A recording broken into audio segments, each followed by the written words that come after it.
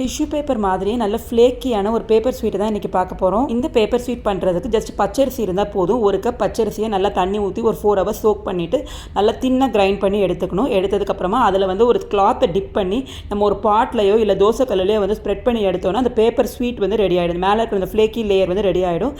உள்ளுக்குள்ளே ஃபில்லிங்க்கு நம்ம வந்து சுகரை கேரமலைஸ் பண்ணி நட்ஸ் எல்லாம் சேர்த்து நம்ம கேரமலைஸ் பண்ணி உள்ளே வந்து நம்ம ஃபில் பண்ணிக்கலாம். ரொம்ப டேஸ்டியாக இருந்தது. இது ஆந்திரா ஃபேமஸ் ஸ்வீட் புத்திரேக்குழு அப்படின்னு சொல்லுவாங்க.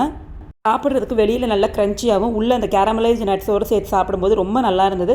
ஸோ நீங்கள் ஆந்திரா போனீங்கன்னா கட்டாயம் இந்த ஸ்வீட்டை ட்ரை பண்ணுங்கள்.